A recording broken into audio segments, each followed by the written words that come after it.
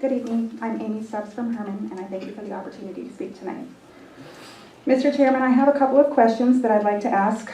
First, is the Herman School District currently paying for mental health services from Northern Light Health or another outside agency? And if so, how are these services funded?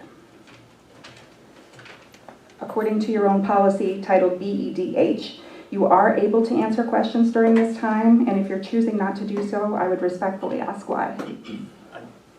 I'm not going to answer these questions live right now. I want to make sure I have an opportunity to research them. So I can expect that I will hear from you via email? Or? You'll hear from the appropriate administrator. Yep. Can you give me a timeline for that? When is a reasonable amount of time? I'll ask the superintendent after how long it will take to get the answers. I've only heard one question, so I need to know what you're going to ask first before I can tell you how long it's going to take to answer.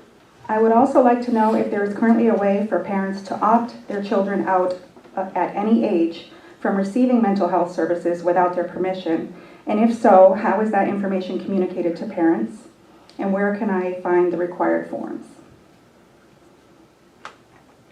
I'm sure many, if not all of you, are aware that the Maine Department of Education has proposed Chapter 117, and it is scheduled to be heard in Augusta this Thursday, April 6th. This policy would expand the powers of school counselors and social workers to keep transgender and sex-related secrets from parents, such as allowing them to give out puberty blockers, chest binders, and hormones, all while keeping it from parents under the guise that parents are not safe. With your permission, Mr. Chair, I would like to ask each committee member to simply give a yes or no to the following question. Do you support this bill? We're not going to go through and ask and answer questions. I would like each of you to get back to me with a response to that.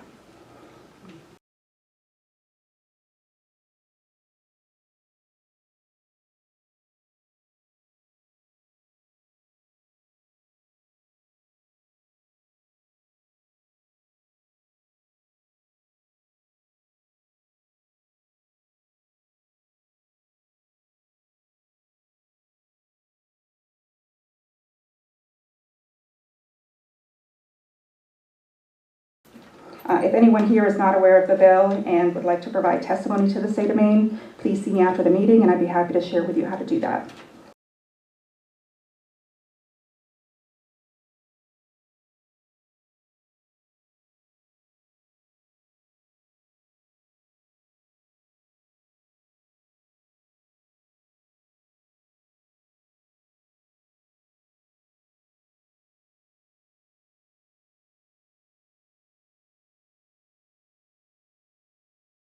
For the communication with parents when they're not being billed and they may not be aware and we're paying for services they may not know about. I'm just trying to understand.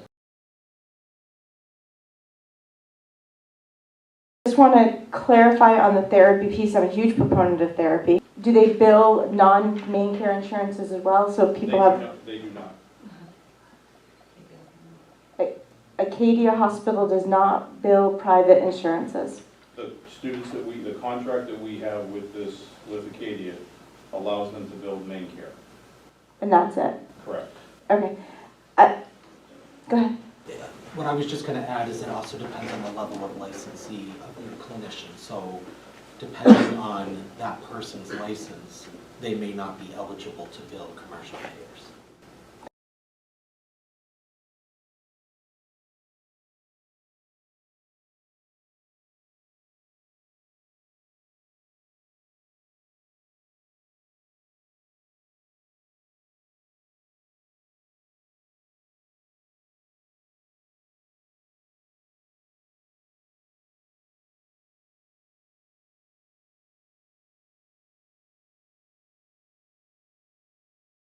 Thank you. Main care. Thank you. And then I just want to clarify, so the state of Maine allows minors, I believe at the age of 14, Chris, maybe you can answer this better, it may be 12 now, I know for a while it was 14, that kids at the age of 14 and up can receive mental health services on their own accord without parental knowledge. Is it 14 or 12? If they are found to have capacity. Mm-hmm. So is that age 14? There actually is not No age. So at any age, a minor can access mental health services? If they are found to have capacity. Okay. To be able to consent. Does the school have a policy at every level, ensuring that minors who are on school property receiving taxpayer-funded schools that need to be free and appropriate. Do they have a policy ensuring parents that they won't provide mental health services to a child without a parent's knowledge and consent?